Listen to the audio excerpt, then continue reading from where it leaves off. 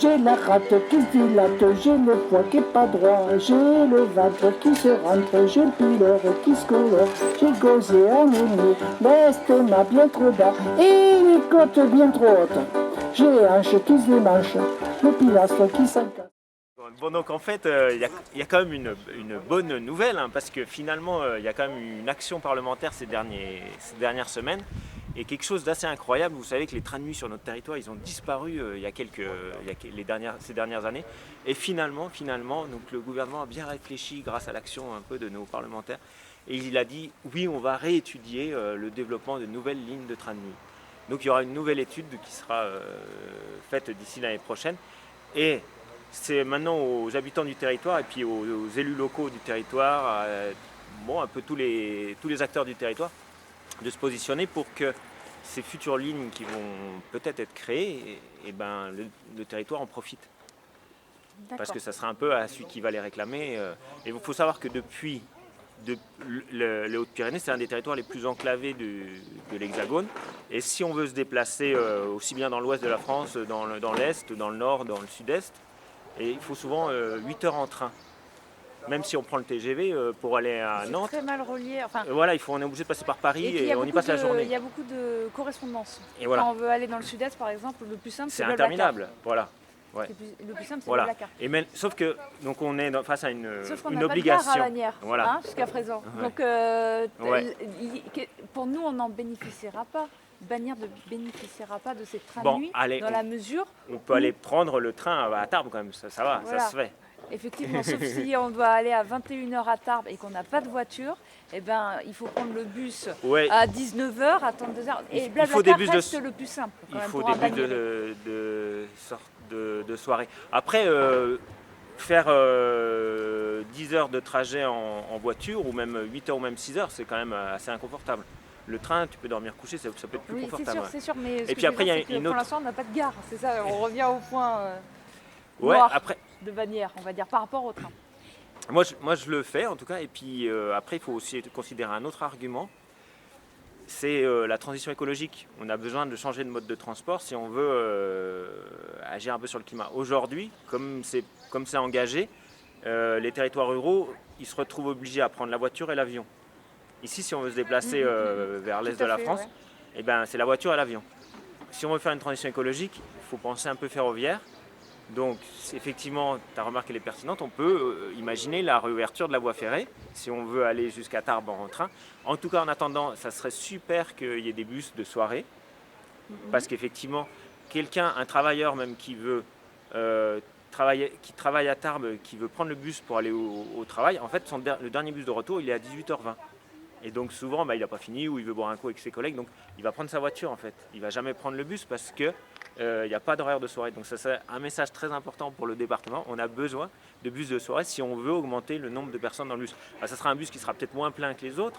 Mais sauf que s'il n'y a pas ce bus, les gens ne prennent pas le bus parce que finalement, il ne faut pas de solution de retour. Même si c'est seulement une fois par semaine, qui rentre un peu plus tard, s'il n'y a pas ce bus, il reste sur la voiture. Et donc les villages sont engorgés parce qu'il y a du trafic dans tous les villages. On a besoin de solutions alternatives et on propose aussi donc une véloroute. Alors c'est magnifique. Alors depuis Tarbes jusqu'à Campan, une magnifique véloroute. Donc ça sera super. Et ça permet de relier beaucoup de villages. Parce qu'en fait ils sont alignés les villages quasiment. Donc avec une seule véloroute, on pourra avoir relié beaucoup de villages. Et donc là, c'est une des actions de Oser le vélo. Voilà, alors du coup, Recyclo Locaux participe aussi au collectif Oser le vélo et aussi au collectif Oui au train de nuit. Donc on s'intéresse, on se mobilise sur la mobilité en général, aussi bien courte distance et longue distance. Alors sur les courtes distances, même au niveau très local de Bagnères, il faut savoir que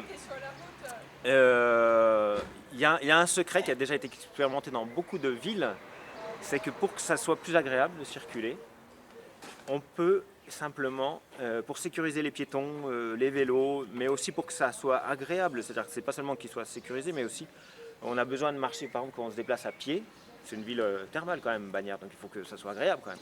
Quand on se déplace à pied, il faut que 2 personnes puissent marcher l'une à côté de l'autre, sans raser les murs, pour pouvoir discuter tranquillement pendant qu'on marche. Et ça, c'est pas possible dans beaucoup de rues de Bagnères parce qu'elles sont étroites.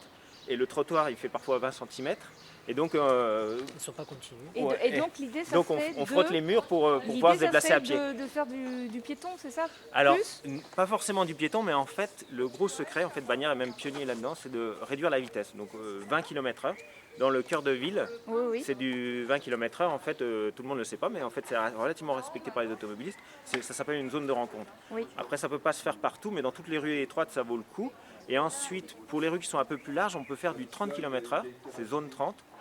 Et là, ça permet de sécuriser les vélos, donc les trottoirs pour les piétons. Donc l'idée, c'est de généraliser la vitesse lente des voitures pour que les piétons et l'expérience des piétons et des cyclistes soit plus agréable et moins dangereuse. Et voilà, c'est ça.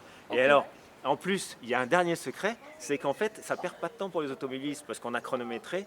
Si on passe de 30 ou de 50 à 30, même la nuit où il n'y a pas de circulation, où on peut vraiment rouler à 50, en fait, pour traverser Bagnères, depuis le collège jusqu'à la sortie, jusqu'au rond-point, ça ne perd que 50 secondes. Oui, donc on peut vivre. On peut survivre. Donc du coup, seulement 50 secondes, mais en échange, on donne un confort de vie à tous les habitants, on réduit le bruit, parce qu'en fait, les voitures qui vont à 50, qui font des accélérations, ça réveille aussi les gens la nuit, et puis ça fait du bruit en ville. Donc on est quand même une ville thermale, donc c'est quand même un confort en plus, c'est quand même merveilleux. On a compris le message, on va s'arrêter là. Et donc, pour les personnes qui veulent se fédérer à votre mouvement, c'est Oser le vélo. Et on aura les petites coordonnées. Osons le vélo. Oser le vélo. Et puis il y a Oui au train de nuit aussi. Il y a une pétition qui, grâce aux 120 000 signataires, on a obtenu une avancée cette semaine à l'Assemblée nationale. Bon, super. Au revoir. Et donc, pour la transition écologique, Maëva qui va donner des petits conseils que l'on peut tous appliquer dans notre quotidien. Voilà, c'est exact. Alors moi je vous propose premièrement de mettre dans vos chasses d'eau des bouteilles d'1 litre d'eau avec ou soit des briques pour réduire votre consommation d'eau. Ensuite, je peux vous proposer aussi de mettre... de garder les vieux draps, pour les transformer en torchons. Après, je sais que beaucoup le font déjà. Aussi, rapporter ces vieilles lunettes chez l'opticien parce qu'elles sont recyclées. Aussi, limiter le nombre de mails envoyés et de pièces jointes et vider aussi vos boîtes mail parce que sachez que ça pollue vachement la consommation d'électricité en plus. Voilà, c'est ça. Et puis pour terminer, parce que je vais faire court, vous pouvez aussi, alors ça j'ai trouvé génial, conserver vos épluches de légumes pour en faire des bouillons ou alors soit par exemple les épluches de patates en faire des chips. Voilà, merci. Avec une chanson de Marcel Amont, tout simplement. Une carriole et 2 espagnols s'en allaient tout doucement, tirés par un âne dans la caravane d'un petit cirque ambulant. Toutes somnolentes sous la pluie tombante avant de savoir comment. Elles s'endormirent sans plus rien se dire, et puis l'on en fit autant. Entrez messieurs, dames, voir notre programme, il y en aura pour tous les goûts. Sur les 4 pistes, 12 équilibristes et 60 kangourous. 10 000 cuillères crevées de lumière vous présenteront le goût. Une carriole et 2 espagnols tombés du ciel andalou.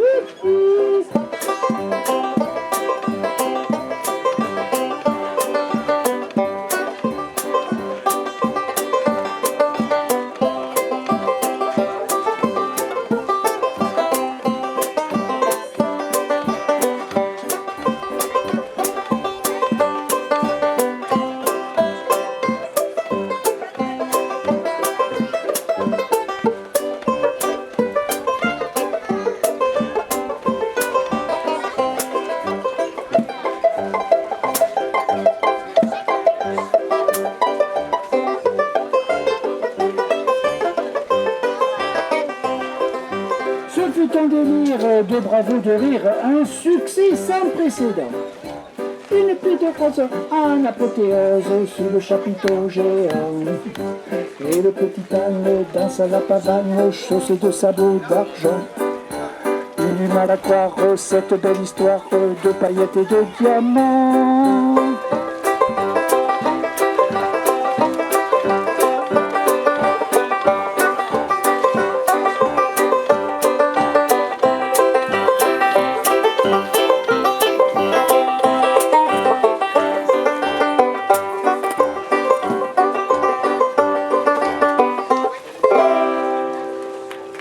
Merci, messieurs, dames.